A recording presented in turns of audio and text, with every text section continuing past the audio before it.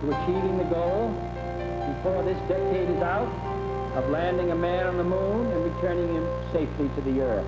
This is Apollo Saturn Launch Control. We passed the 6-minute mark in our countdown for Apollo 11, the flight to land of the first men on the moon. Project Apollo to go to the moon became the single greatest cooperative effort, short of war, ever known to the human race. All the second stage tanks now pressurized.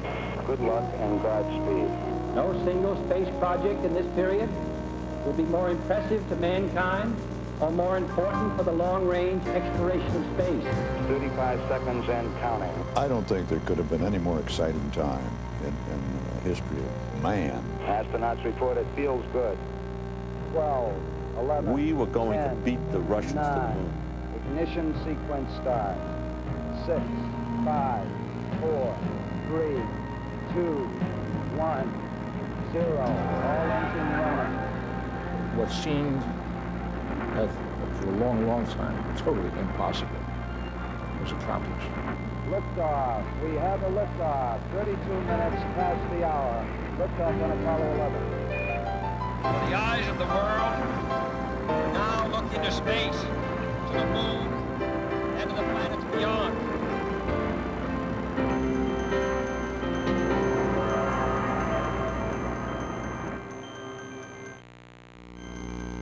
It happened right here, 25 years ago, on a Florida cape called Canaveral. This is the place where man's greatest adventure began. On a day pretty much like today, one of man's oldest and most enduring dreams is about to become real. 3 men are preparing to attempt a voyage to the moon, to explore that distant world and return safely to Earth. It is a watershed moment in human history. If the mission succeeds, we will no longer be destined to live out the ages here on Earth. We will have taken our first step toward the stars. But this was the biggest event that's going to happen in history. Truly historic. The first time men were expected to travel to the moon and then land on the moon. It seemed an impossibility. This is a culmination of everything that man has learned up until today. It is 4:30 a.m., July 16th, 1969. 3 men, Neil Armstrong, Edwin Buzz Aldrin, and Michael Collins, check their spacesuits for pressure leaks. Outside, television lights scatter the darkness. On Cocoa Beach, the mood of the countdown parties shifts from wild celebration to an almost unbearable suspense. Thousands have gathered along the road leading north. 3,000 journalists are there, 1,000 more at Mission Control in Houston, more than 1 million people in all. The world stands poised for the greatest adventure in the history of mankind.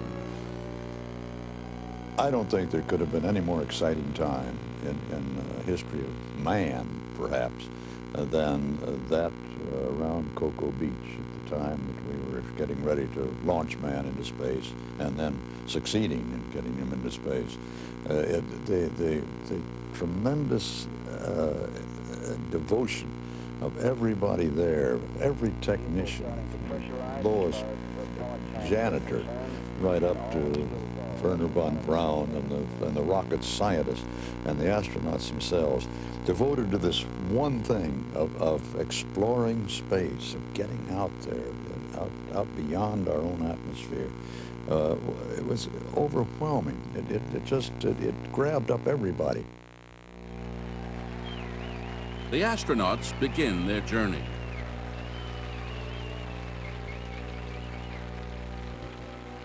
The white transfer van moves toward Launch Pad 39A. 3 men and their machine are about to change the world forever. It seemed like such a risk, such a courageous, unbelievably courageous kind of thing to attempt, that it was hard to believe it was going to happen. The number of things that could go wrong are so incredible that sort of nobody in his right mind would do it. We ended up with an astronaut corps who really felt very strongly that they were capable of doing anything in the space environment. And I've said at times the feeling was, give us a white scarf and a jock strap and we can do this mission. All the time it's getting closer and closer and closer. And yes, you bet we're worried about something happening that might prevent that opportunity from its fulfillment. The elevator rises. At 6:52 a.m., Armstrong, Collins, and Aldrin enter the spacecraft. The hatches are sealed. The astronauts are alone. This is Apollo Saturn Launch Control. We passed the 6-minute mark in our countdown for Apollo 11, the flight to land of the first men on the moon. We're on time at the present time. At Mission Control in Houston, the flight control team has locked the doors and come to a status called Battle Short. The atmosphere in the room is filled with a strange blending of an almost cocky optimism and a nameless, relentless anxiety. And as I walked into this room on that day, I felt that something is going to happen here today. We're really going to go. We're not only going to try to do it, we're going to accomplish the first landing of a human on another planet. It's sort of an emotional time where you sit down and you tell your controllers, hey, today we're going to go to the moon. T-minus 1 minute, 35 seconds. The vehicle starting to pressurize as far as the propellant tanks are concerned, and all is still go as we monitor our status for it. T-minus 60 seconds and counting. The giant Saturn V rocket groans and wails and breathes vapor like a restless dragon. At Mission Control, the scientists, engineers, and doctors are concerned about the hazards of the unknown. We used to spend a lot of time practicing our responses to various kinds of failures and abnormal circumstances. The ones you worry about are the ones you didn't foresee and didn't properly prepare yourself for. I think most of us believe the Apollo creed, which is if you practice and practice and practice, you can get it right. And the training that NASA went through in many ways is to prepare everyone, the astronauts and the flight controllers and everybody else, for this, the fact that you're doing something that's ultimately absolutely crazy. T-minus 40 seconds. Director of Flight Crews, Deke Slayton, is concerned about the astronauts' physical and mental condition. They're tired. The stress and long hours of pre-flight training have taken their toll. Yet, the astronauts report they feel good. All the second stage tanks now pressurized. 35 seconds and counting. We are still go with Apollo 11. 30 seconds and counting. Astronauts report it feels good. T-minus 25 seconds. 20 seconds and counting. T-minus 15 seconds. Guidance is internal. 12, 11, 10, 9. Ignition sequence starts. 6, 5, 4, 3, 2, 1, 0. All engine running. Liftoff. We have a liftoff. 32 minutes past the hour. Liftoff on Apollo 11. Roger, we got a roll from Tower cleared. Roger, roll.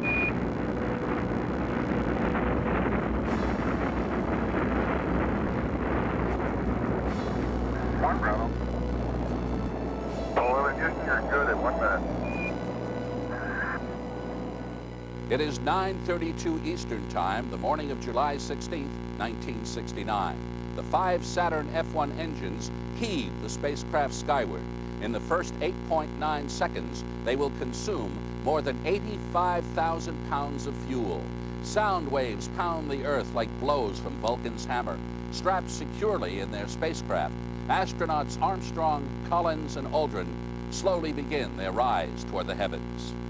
We saw the light of the ignition, but the sound rolled across the desert and hit us like it had volume and physical force. And it was a very emotional experience, truly emotional, because you knew there was a crew aboard and that these men were on a very, very dangerous mission.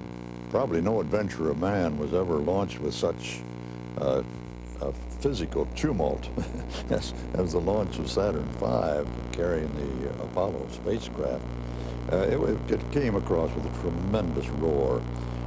It seemed to be saying to us that those Saturn V's, it seemed to be announcing the importance of what we were all up to, that this is us going, and this is what it takes to go.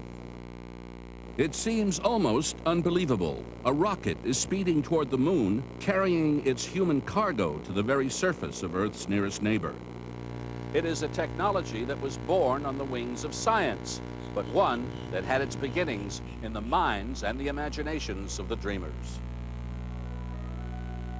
It started during the reign of Tsar Nicholas II, when a Russian schoolmaster named Konstantin Tsiolkovsky dreamed of a journey to the moon. He developed a theory called reactive motion. Tsiolkovsky envisioned rockets that would be powered by a fuel of liquid hydrogen and liquid oxygen, not the 400,000 pounds of gun cotton described by Verne.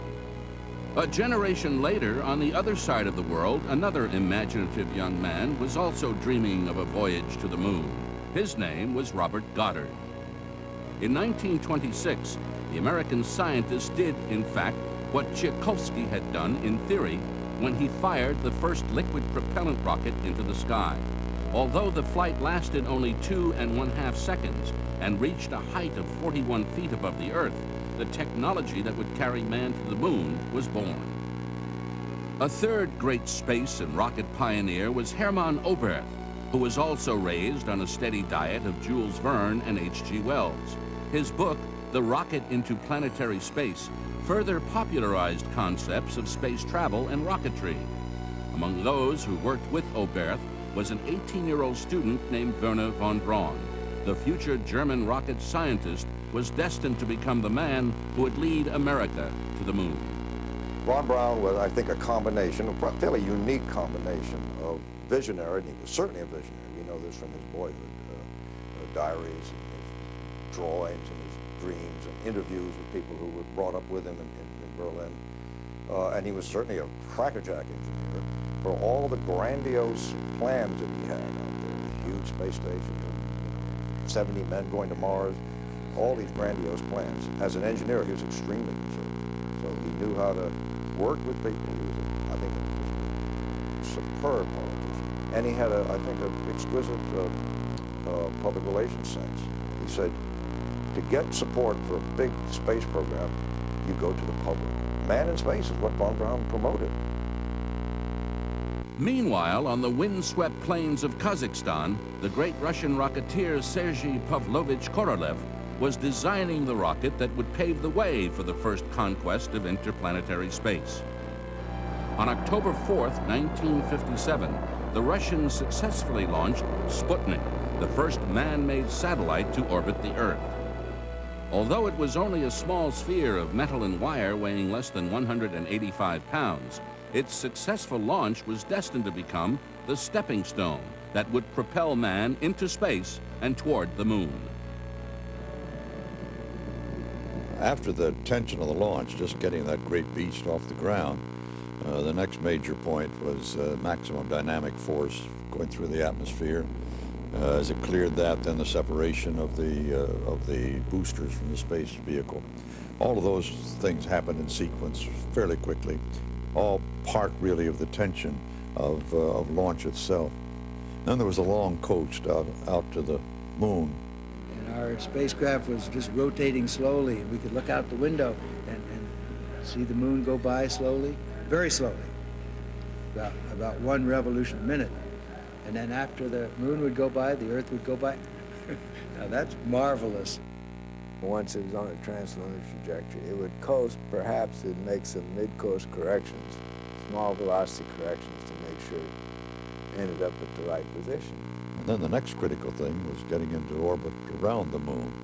And we were all, I think, everyone who knew the sequence of events and the importance of the sequence of events were tuned very carefully to the monitors from the space control at Houston and from the spacecraft itself, obviously, of the sequence of events of getting into that orbit around the moon. And there was always a moment of cheering as they made that successful transition into orbit. It is now 83 hours, 2 minutes into the Apollo 11 flight. The astronauts are ready to transfer to lunar module power. Roger, Eagle. You're looking good here. Eagle. This is the first time the call sign has been heard during the mission. It echoes over the 250,000 miles that separates the spacecraft from home. When the sun was almost overhead and it was noon down below, the moon appeared to be a warm and a friendly place. On the other hand, near dawn or dusk, it became very foreboding looking. The craters cast very long shadows, and the place looked distinctly unfriendly. It seems almost impossible that it has been less than 12 years since Sputnik was hurled into space. When Sputnik 1 went up, I think it was sort of a wake-up call to all American technology, and we had always looked at ourselves as being so preeminent in matters dealing with technology and research. But I think it was very difficult for most Americans to believe that here the Russians, the Soviets were, with their Bolshevik background and all the things that we looked at as sort of being below our standards of living and our science and our technology, and all at once here they were ahead of us.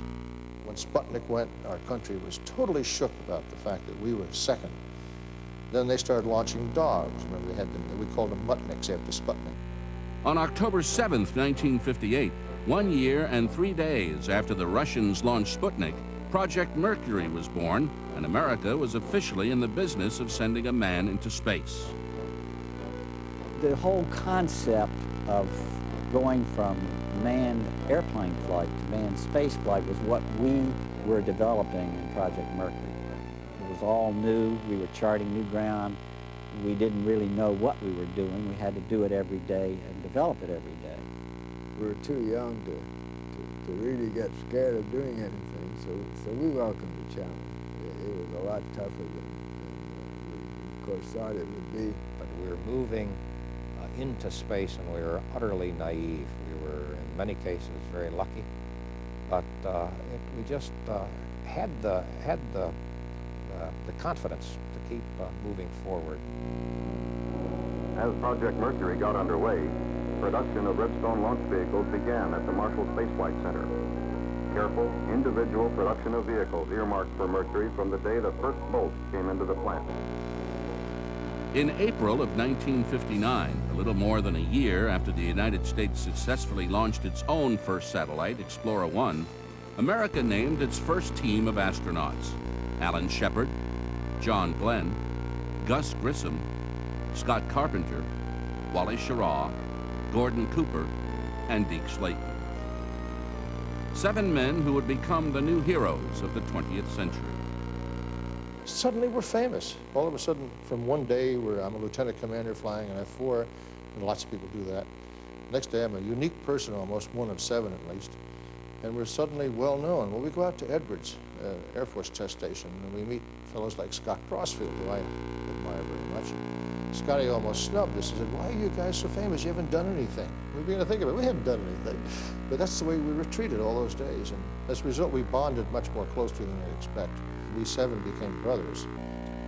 Well, I expect that most of us considered to be heroes, American heroes, and people of some accomplishments, people who are in history books. But you know, when you're sitting on the top of approximately 6 million pounds of highly explosive fuels, the last thing in your mind is being in somebody's history book. It was early in the year 1961. Here at Cape Canaveral, the Project Mercury astronauts were making bets on who would be the first man in space. Everything was ready. On Pad 5, the Redstone rocket was waiting to go. But halfway around the world, in central Russia, Yuri Gagarin was about to shock the Americans and the world. On April 12, 1961, at 9:07 p.m. Moscow time, Gagarin climbed into his space capsule and was rocketed out beyond the Earth's atmosphere and into space. I looked and looked, but I didn't see God, Yuri would say later. A frustrated Wernher von Braun observed that when the United States arrived on the moon, we shall have to pass through Russian customs. Yuri Gagarin's first flight into space not only captured the imagination of people throughout the world, it was also a powerful stimulus to the American space program. Twice the Russians had beaten the Americans into space, first with a satellite, and now with the first manned flight. We were heading then toward orbital flight. That was part of our project, and here went Gagarin around the Earth once, and then later on Titov. So it was sort of a blow to our American psyche, I guess, at that time, but we recovered well, and instead of giving up, we just went back to work and worked even harder. So the main challenge that we faced immediately was a launch vehicle that would be large enough to put up a manned spacecraft. May 1st, 1961. Less than 2.5 years from Project Mercury initiation. Countdown for a manned flight was in progress. And that's a day that you will never forget. Less than 30 days after Yuri Gagarin first lifted off into space, the Americans were readying themselves to venture into that unknown world that lay high above the Earth. Both the public and the press were caught up in the anticipation and excitement of the newfound space race. And the press picked up on us. We're heroes because we volunteered for a program to replace chimpanzees. That's about all I can claim. that doesn't exactly make me a hero in my own mind.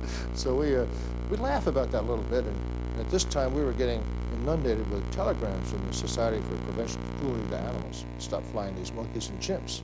So finally, we flew Alan Shepard. Shepard doesn't tell that story as often as I do.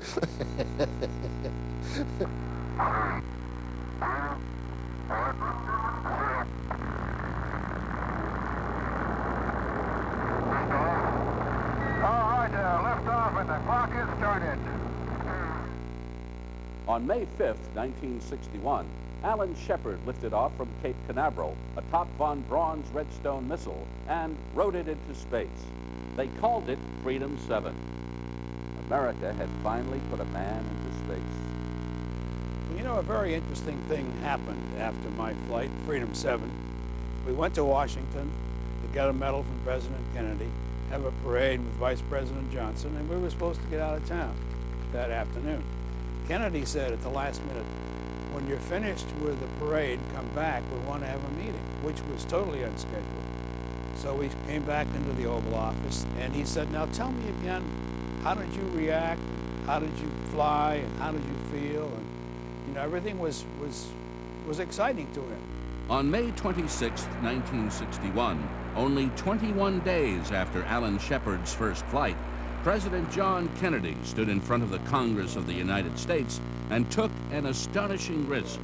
By promising the world that America would land on the moon within the decade, he gambled both his reputation and political career on the fulfillment of mankind's oldest dream. A lot of historians have said, well, you know, it was a political decision, and I suppose everything that comes out of the White House is considered to be a political decision. But I'm convinced that he was totally involved with it. As far as I'm concerned, it was not a political decision. And I get a call, I'm in Virginia, the president's going to visit Houston, Texas, and he asked me, well, you've got to come to Texas, and I'm head of flight operations, or that part of flight operations at the time. You've got to come brief President Kennedy on how we're going to go to the moon. I said, you've got to be kidding. I don't know how to go to the damn moon. I never heard of going to the damn moon, but I found out pretty damn quickly, I'll tell you that. It took me a couple of weeks, and I came down here and told the president how we were going to go to the moon. As I look back on Mr. Kennedy, and he was brought up in a family where they loved challenges, and the Russians challenged our country by getting into space before we did. And I think he was not going to turn his back on that challenge. He really wanted to show the world that this country was the greatest technological nation in the world. Less than 9 months later, on February 20th, 1962, tens of millions of people around the world anxiously watched on television as Mercury astronaut John Glenn rose into the sky atop an Atlas rocket and circled the Earth 3 times. During his 4-hour, 52-minute flight, Glenn became the first American ever to see both a sunrise and a sunset from space as he looked down on our world from over 200 miles above the Earth. Well, there's a lot we didn't know, and that was the purpose of those early flights, was to find out. You know, Al Shepard did the first flight, Gus Grissom, and they were concerned enough about those. Those were suborbital flights. Those were up and down flights, 15, 18 minutes long. And my flight was the first orbital flight where we'd have extended periods of weightlessness so that we'd get more of a handle on these things if there were major problems. After his return to Earth, not only was John Glenn a national hero, more important, Project Mercury's primary purpose, that of sending a man into orbit around the Earth, had been achieved.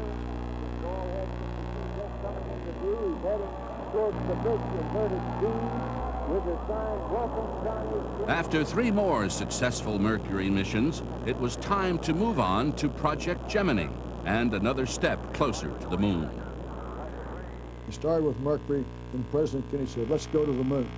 And some people said, look, we'll just finish Mercury and get ready and go to the moon. And sorry about that. There was no way to make that work. We'd never done a rendezvous. We didn't have long duration missions. We needed precise splashdown.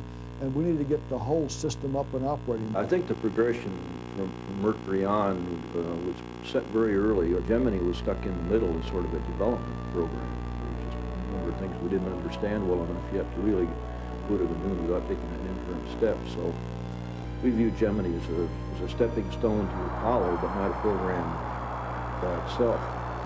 Project Gemini may have been considered only a stepping stone to Apollo by some, but each of its 10 journeys into space continued to excite the minds and imaginations of the American public. During the flight of Gemini 4, millions watched as astronaut Ed White became the first American to walk in space. Overlooking the distant Earth, White swam through space for 22 minutes while tethered to his Gemini spacecraft. Okay, I'm out. Okay, I'm coming over. I feel like $1 million. 6 months later, in December 1965, the Gemini 7 crew of Frank Borman and James Lovell not only set a record for the longest stay in space, 14 days, they also achieved Gemini's primary purpose by making the first ever orbital rendezvous and docking with their sister spacecraft Gemini 6, piloted by Wally Schirra and Tom Stafford. On my particular Gemini mission with Tom Stafford, we did a rendezvous with Gemini 7. 7 was up there as our target, and that they were up there proving the vehicle could last 2 weeks. Now, to go to the moon and back, you need to have about a 2-week mission, about 11 days. And that includes 3 days to get there and about 3 or 4 days to mill around the moon and 3 days to get home. So we had to have spacecraft and humans that could endure that long. We didn't even know that in those days. Gordon Cooper had flown Mercury for about 24 hours. That was it. There was a lot riding on that mission because the Apollo was being designed with the giant Saturn V with the lunar module, command module, to do the rendezvous around the moon. And had we proved that the rendezvous was very difficult or nearly impossible, that could have had a major impact on the crew. Gemini was considered a roaring success. Now it was on to Apollo and the final steps to the moon. As President Kennedy had promised, the Apollo project was destined to put the United States on the lunar surface before the end of the 1960s. But the question that continued to haunt America was, who would get there first, the Americans or the Russians? They were ahead of us. No question about it. They were ahead of us time after time after time. And the first orbital flight, the first spacewalk, the first woman in space, they even landed on the moon before we did with unmanned spacecraft. For a number of years in this space race, we were eating space dust and doing our best to catch up. And somehow in the mid-60s, they faltered. And the technology apparently didn't collapse so much as their engineering management. And this kind of very bitter infighting, which makes our own inter-service rivalry look like a mild disagreement, crippled their space technology and led to their ultimate loss in the moon race. Even before the first Apollo spacecraft was launched, disaster struck the American space program. On January 27, 1967, just as the Apollo program was nearing readiness for its first flight, a fire inside the command module took the lives of 3 astronauts, Gus Grissom, Ed White, and Roger Chaffee. I was sitting at this console right here when we had 3 men die in a spacecraft. And I listened to it.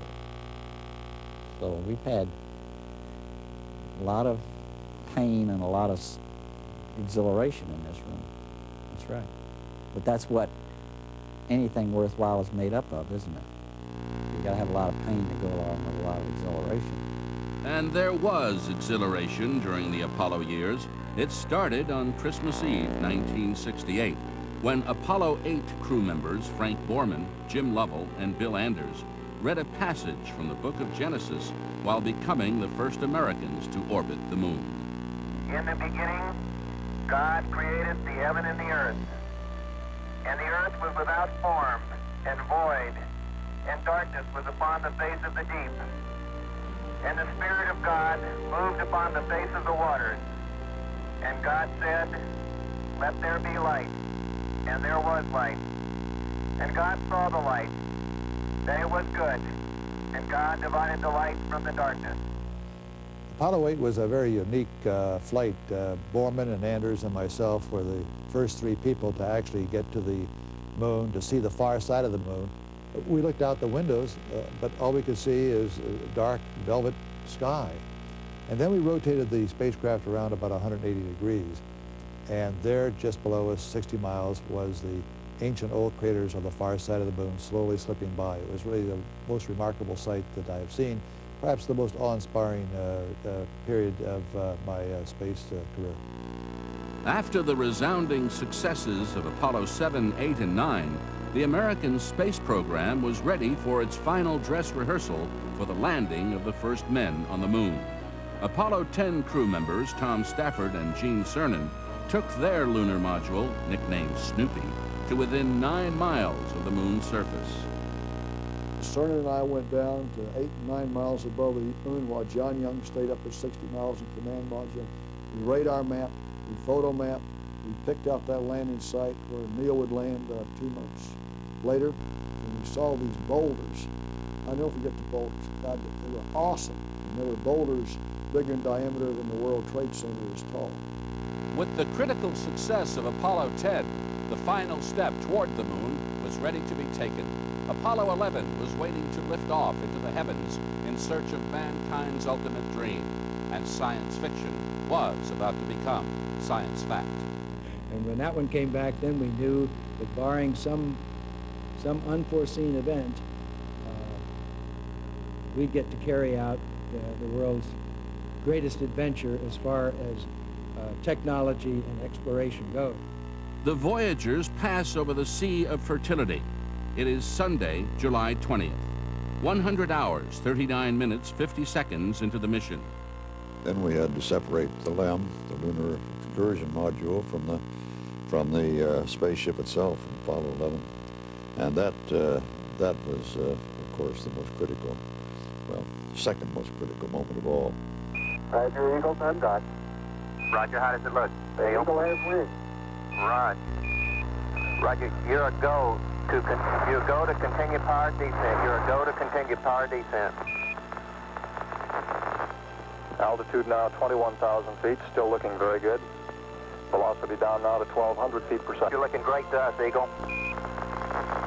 We've now got 30 minutes from now to the time that we're going to actually put a man on the moon. And then pretty soon the guidance officer comes in. He says, "Hey, flight, I got a problem."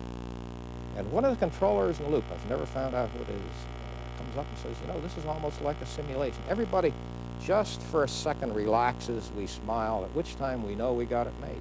Because we always work best when we're having problems. We thrive in problems, we devour problems, we eat problems, we gobble them up. Problems are what we're here for. We're the insurance. At 1,000 feet, Armstrong takes over manual control of the LEM. He is now intently searching for the planned lunar landing site. We normally land with about 2 minutes of fuel. And we see this indicator. It's like a warning light that comes on that says 2 minutes hover time fuel remaining. We would have normally landed by this time, but we know we're up and away. We get another call from my controller, 60 seconds. A very terse comment in the uplink from Charlie Duke to the crew. He just says 60 seconds. It's 60 seconds of fuel remaining. 60 seconds the crew has to find a spot to land or we're going to have to abort. Okay, all flight controllers, go for landing. Retro. Go. Fido. Go. Guidance. Go. Control. Go. Telcom. Go. GNC. Go. Ecom. Go. Surgeon. Go. Capcom, we're go for landing.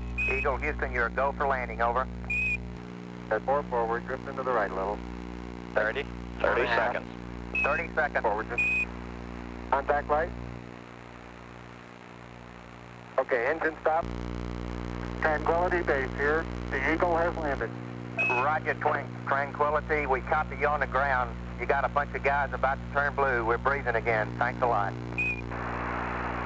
To our best knowledge, we had between 7 and 17 seconds of fuel remaining at the time that we actually landed. The touchdown itself, from my point of view, was a real high in terms of elation. Not so much for the incident, but because it marked the achievement that 1/3 of a million people had been working for a decade to accomplish.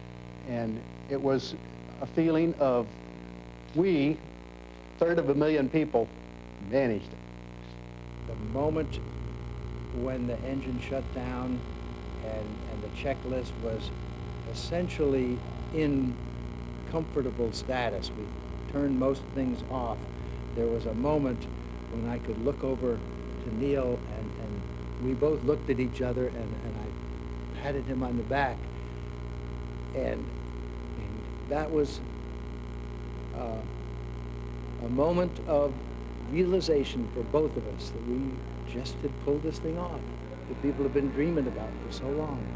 And we were lucky enough to be two human beings picked to carry out this marvelous adventure. Man was on the moon. It is a watershed moment in history, and the world would never be the same again. Well, Apollo 11 for me was a completion of a dream. I'd always thought of mankind going out to the moon, and it actually happened in my lifetime when I was relatively young. I think it's going to turn out to be one of the key things in the future of mankind. When Apollo 11 landed, I was in my home in Los Angeles, and I remember vividly that night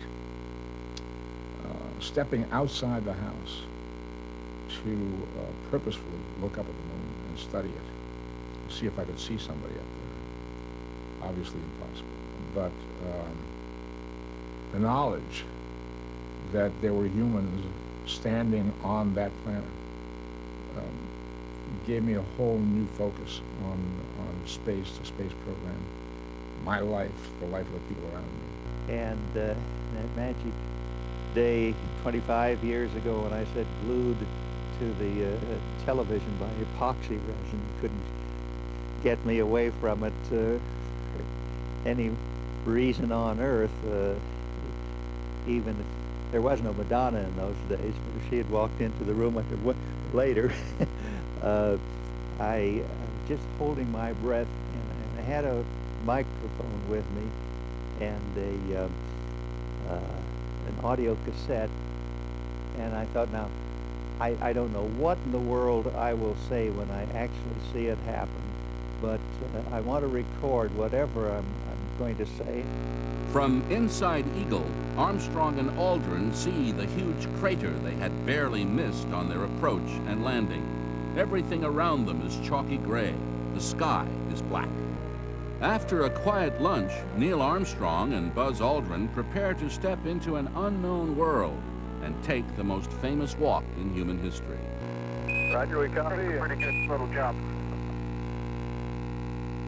I'm at the foot of the ladder. I'm going to step off the limb now.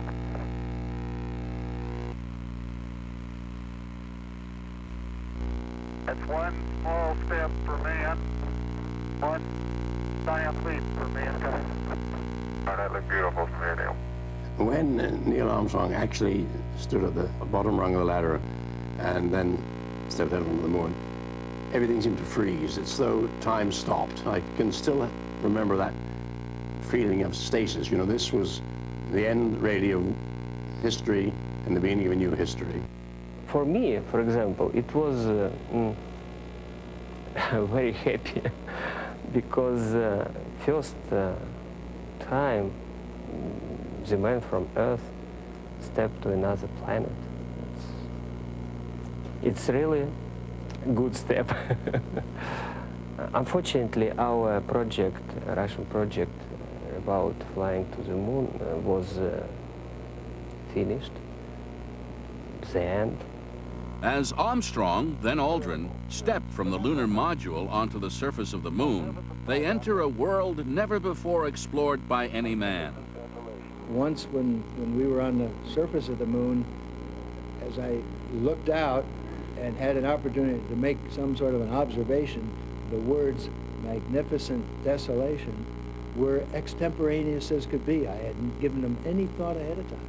But to me, they really did express the magnificence of what we as a species, as a human species, have just accomplished. Oh, that looks beautiful from here, Neil. It has a stark beauty all its own. During their lunar visit, Armstrong and Aldrin drill core samples in the moon's surface, photograph the surrounding terrain, and collect rock and soil samples. The two moonwalkers leave behind scientific instruments, an American flag, and a plaque commemorating man's first exploration of the moon.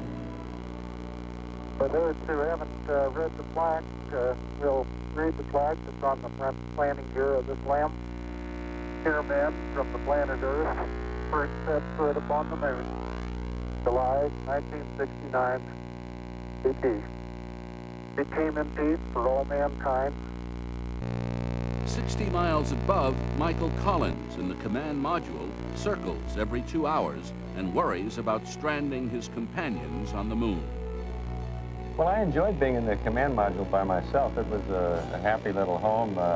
All the machinery was working properly, and my concerns were not within the command module, but simply that something might go wrong with the LEM, with the lunar module, and these two guys might get stuck on the surface of the moon. That was my main concern. Columbia, this is Houston, AOS, over. Houston, Columbia, Navigate, over. Roger, the EVA is progressing beautifully. They're setting up the flag now. I guess you're about the only person around that doesn't have TV coverage of the scene. That's all right, I don't mind a bit. How is the quality of the TV? Oh, it's beautiful, Mike, really. Yes. Landing the Apollo spacecraft on the moon was one thing, but successfully achieving the second part of President Kennedy's promise, bringing the astronauts home safely, was something else entirely. There was an underlying concern on the part of everybody involved in the next major step, which was getting them home safely, getting them off the moon. The rockets again had to work now in reverse to explode them off the surface of the moon and back to the rendezvous, which had to be made with the circling Apollo. 9, 8, 7, 6, 5, work stage, engine arm ascent, proceed.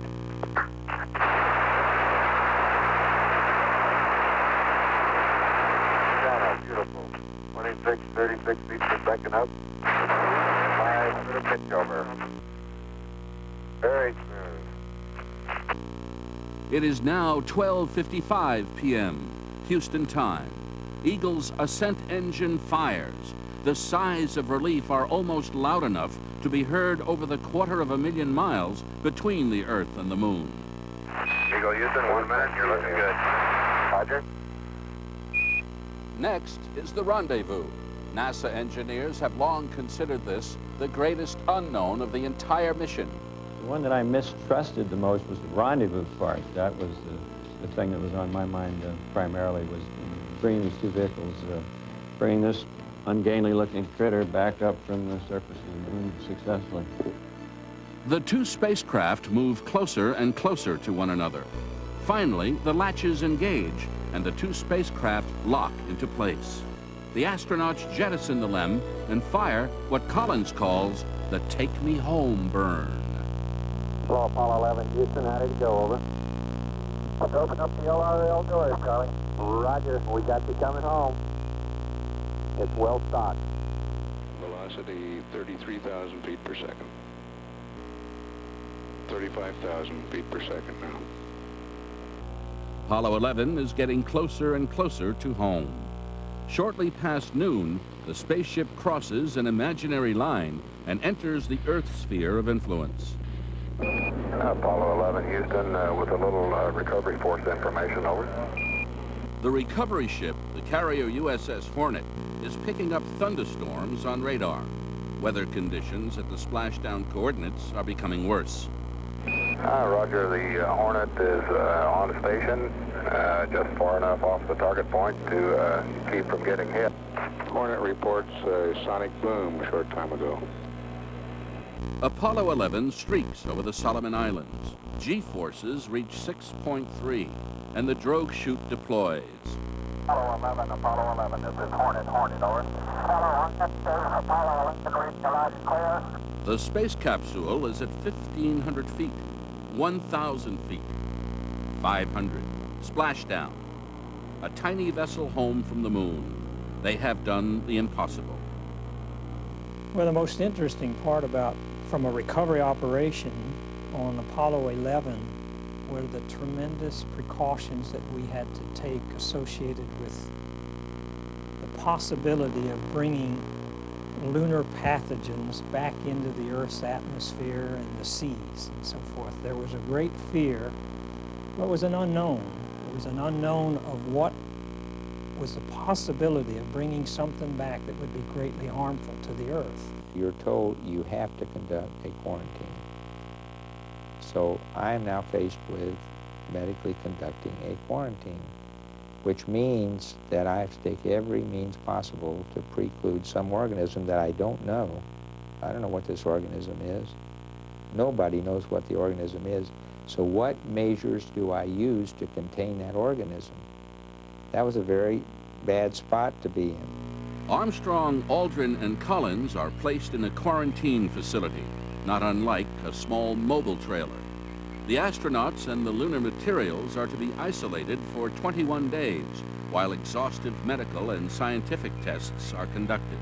We found no bad effect on animal, plant, or human from the lunar material. The only effect we saw was that it made some of the plants grow better. You could grow lettuce about twice as fast and some of the things like that, but other than that, we saw no effect. Shortly after we took a shower and relaxed inside on the aircraft carrier, we were asked if we wanted to look at some of the television tapes that were taken while our flight was in progress and while we were landing. And as I saw this, the thought popped into my mind, and I said to Neil, look, we missed the whole thing. Now, what I really meant by that was that what was happening was not up there where we were, it was happening back here. And I'm reflecting a little bit with hindsight, but the significance of Apollo is what happened in the hearts and minds of people all over the Earth.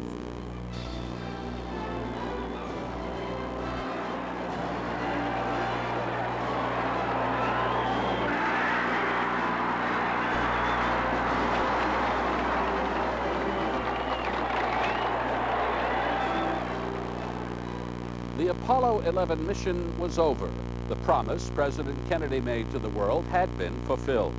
The torch was ready now to be passed, for this was only the beginning of our exploration into the unknown world of space.